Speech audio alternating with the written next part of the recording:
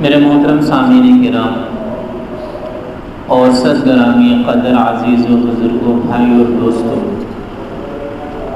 ابھی میں نے آپ حضرات کے سامنے قرآن مجید کی 3 مقامات سے تلاوت کی ہے، اور ان تینوں مقامات پر قربانی کا تذکرہ آیا ہے۔ سورۃ الانعام آیت نمبر 162، ارشاد باری تعالی ہے، قل ان صلاتی و نسکی و محیای و مماتی للہ رب العالمین۔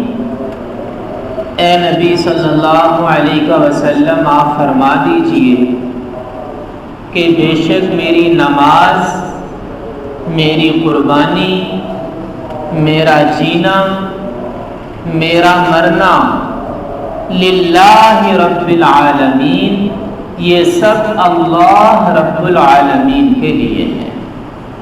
اللہ کے لیے نماز، اللہ کے لیے قربانی، اللہ کے لیے جینا، اللہ کے لیے مرنا۔ دوسری آیت جو میں نے ابھی تلاوت کی، یہ سورۃ الحج کی آیت نمبر 37 ہے، جس میں ارشاد باری تعالی ہے، لن ینال اللہ لحومها ولا دماؤها،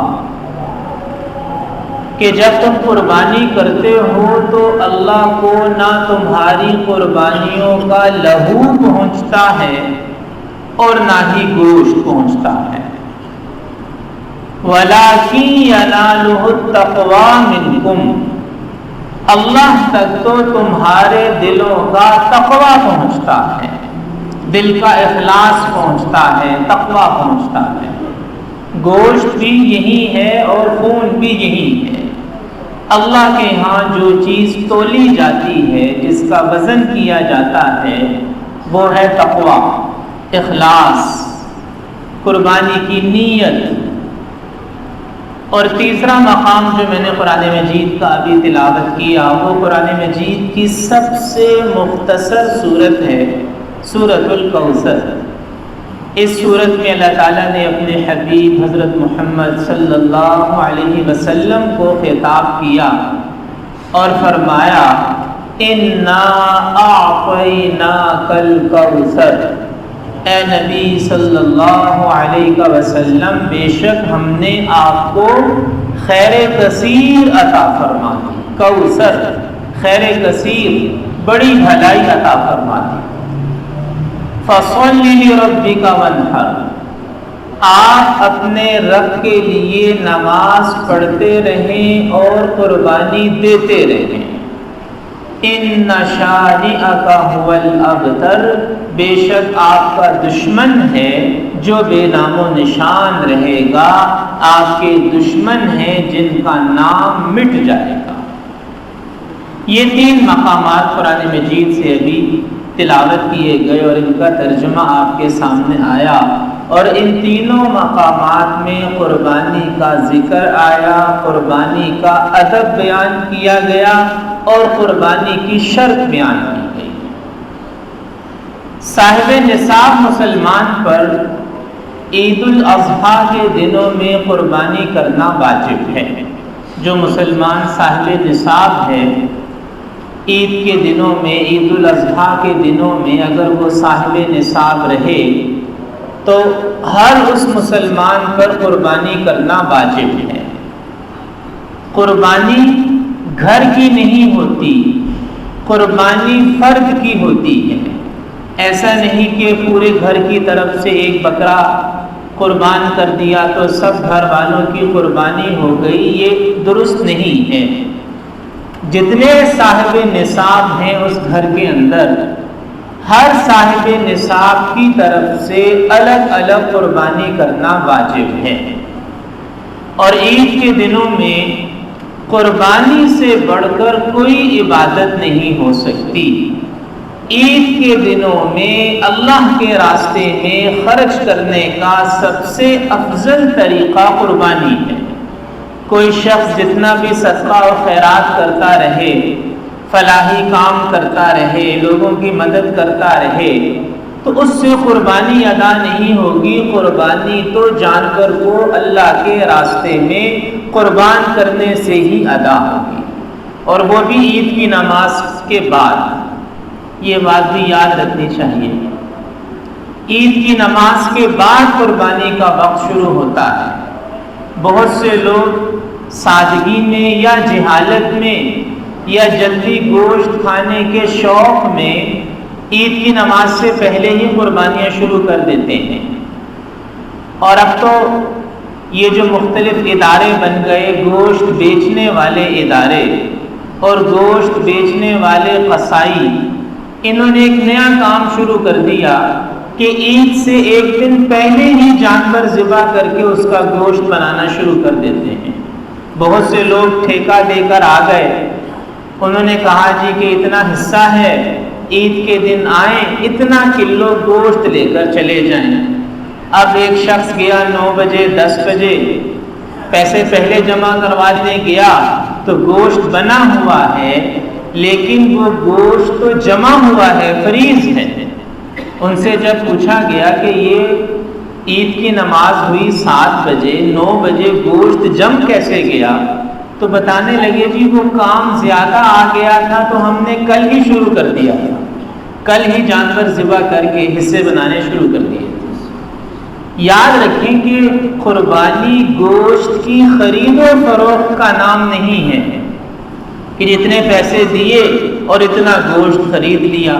یہ تو آپ سارا سال کرتے ہیں، سارا سال گوشت خرید سکتے ہیں، بیچ سکتے ہیں. قربانی گوشت کی خرید و فروخت کا نام نہیں ہے. قربانی گوشت حاصل کرنے کا نام نہیں ہے. قربانی کیا ہے؟ آج کی نشست میں ہم اس کو سمجھنے کی کوشش کریں گے اور انہی آیات کی روشنی میں سمجھنے کی کوشش کریں گے جو آیات میں نے ابھی آپ کے سامنے تلاوت کی اور جن آیات کا ترجمہ آپ کے سامنے پیش کیا. ان آیات کی روشنی میں ہم یہ سمجھیں کہ قربانی کس چیز کا نام ہے. یاد رکھنا چاہیے کہ قربانی کی سب سے پہلی شرط، سب سے بنیادی شرط اور سب سے ضروری شرط ہے اخلاص. اخلاص جیسے نماز کی شرائط ہوتی ہیں، وضو کرنا، جگہ کا پاک ہونا، لباس کا پاک ہونا اور بدن کا پاک ہونا، قبلہ رخ ہونا، یہ سب نماز کی شرائط ہیں. شرائط کا مطلب یہ ہوتا ہے کہ اگر شرط نہ پائی گئی تو مشروط بھی نہیں پایا جائے گا. وضو نہیں ہوگا تو نماز بھی نہیں ہوگی، کپڑے پاک نہیں ہوں گے تو نماز نہیں ہوگی. شرط کا یہ مطلب ہوتا ہے. تو قربانی کی سب سے پہلی شرط، سب سے بنیادی شرط اور سب سے اہم شرط ہے اخلاص. اخلاص اخلاص کا مطلب ہے قربانی کا اللہ کے لیے ہونا، اللہ کی رضا کے لیے. ابھی جو آیات تلاوت کی گئی آپ حضرات کے سامنے جن میں قربانی کا تذکرہ آیا، آپ ان تینوں آیات میں اگر ایک مضمون ڈھونڈنا چاہیں تو تینوں آیات میں مشترکہ مضمون یہی ہے کہ قربانی اللہ کے لیے. سورۃ الانعام آیت نمبر 162، بے شک میری نماز، میری قربانی، میرا جینا، میرا مرنا للہ رب العالمین، اللہ رب العالمین کے لیے.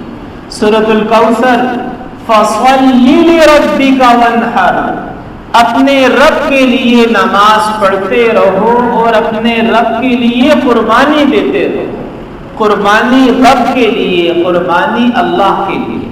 اور سورۃ الحج میں کیا فرمایا گیا کہ اللہ کو نہ تمہاری قربانیوں کا گوشت پہنچتا ہے نہ لہو پہنچتا ہے، وَلَٰكِن يَنَالُهُ التَّقْوَىٰ مِنكُمْ، اس تک تو دلوں کا جذبہ پہنچتا ہے، اس تک تو تقویٰ پہنچتا ہے کہ اخلاص کتنا ہے، للہیت کتنی ہے، مشقت کتنی ہے، مجاہدہ کتنا ہے، قربانی کے لیے خرچ کیا جانے والا مال کتنا پاک ہے.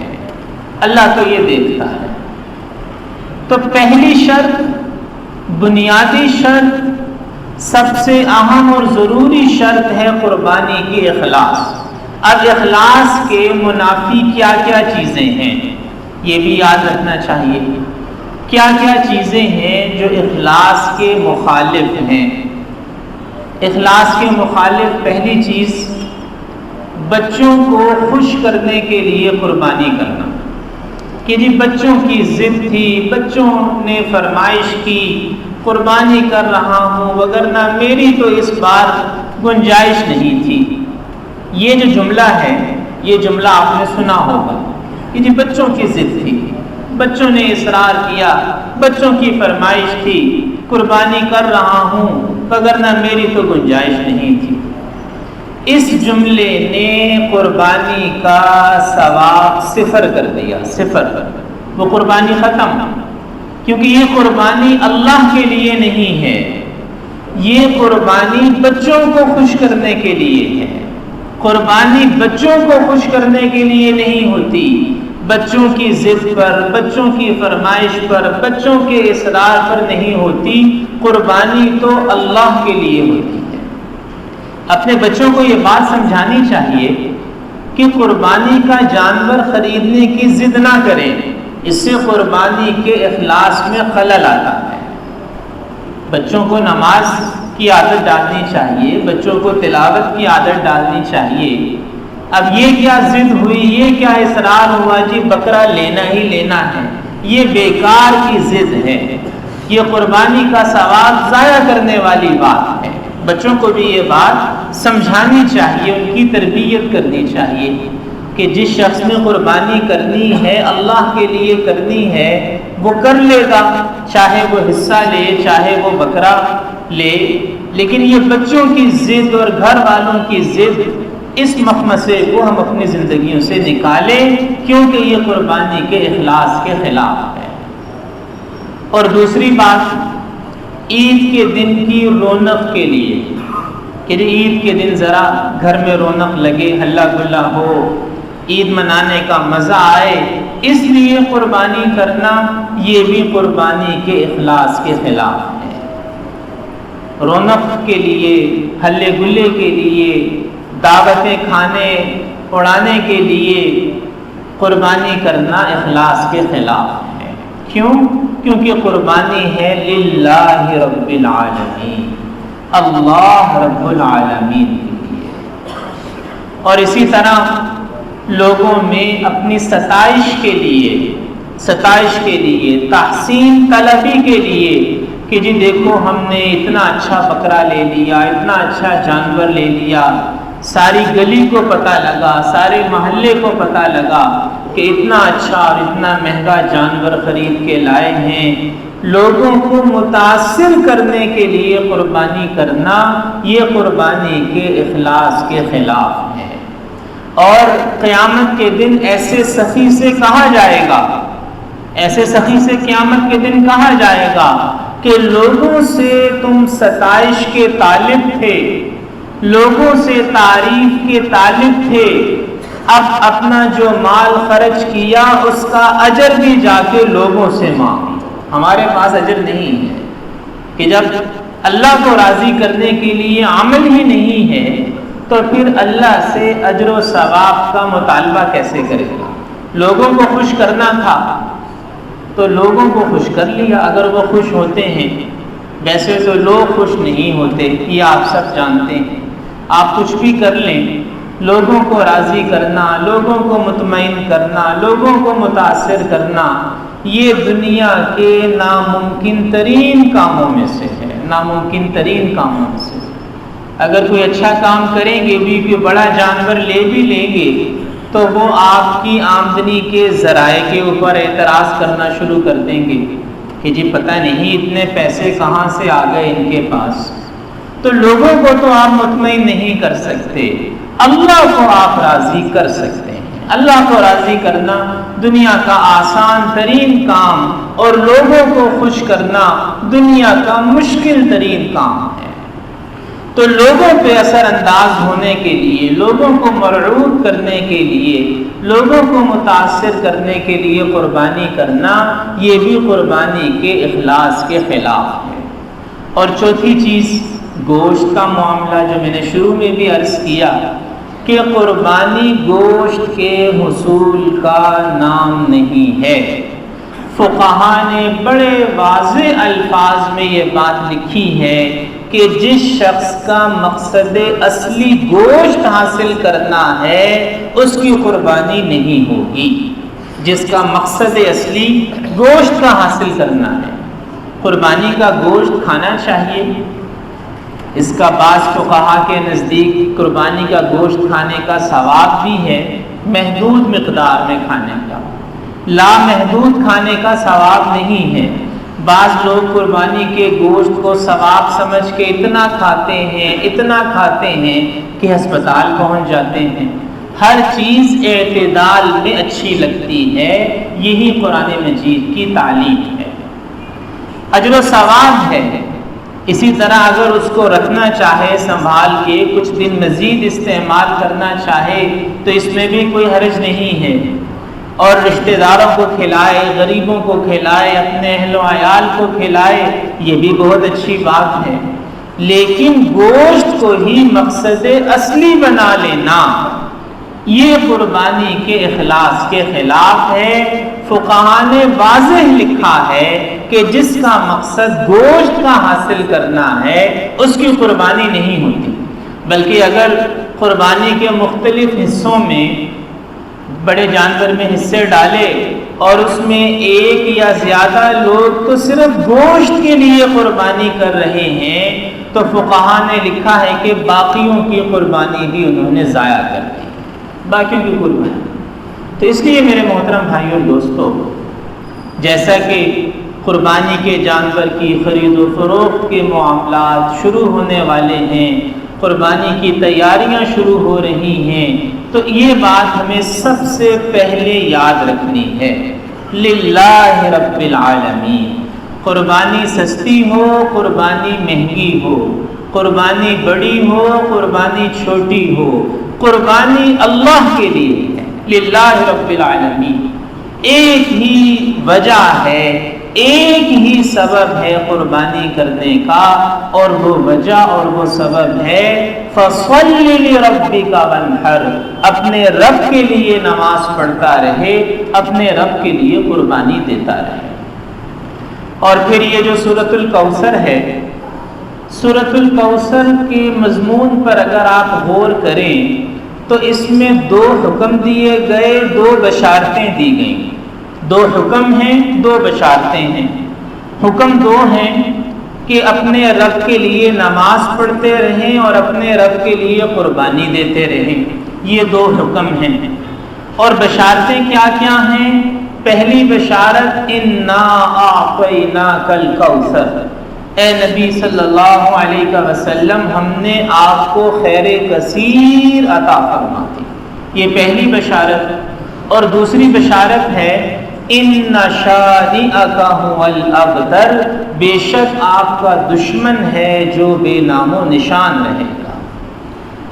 اب یہاں پر اشارتاً یہ بات سمجھ میں آتی ہے کہ یہ جو 2 عمل ہیں، نماز کا عمل اور قربانی کا عمل، ان 2 اعمال کے دنیا کے اندر جو فائدے ہیں، دنیا کے اندر جو اثرات ہیں، ان میں ایک اثر یہ ہے کہ جو شخص قربانی کرتا رہے گا، نماز پڑھتا رہے گا، دنیا میں اسے ایک فائدہ یہ ملے گا کہ اللہ اسے خیر کثیر عطا فرمائے گا، اللہ اسے برکتیں عطا فرمائے گا۔ اور یہ مشاہدہ ہے، ہم نے یہ مشاہدہ کیا ہے کہ جو شخص اہتمام کے ساتھ، باقاعدگی سے، تھوڑی مشقت برداشت کر کے قربانی کا عمل کرتا ہے، اللہ تعالیٰ اسے برکتیں عطا فرماتا ہے، یہ ایک مشاہدے کی چیز ہے۔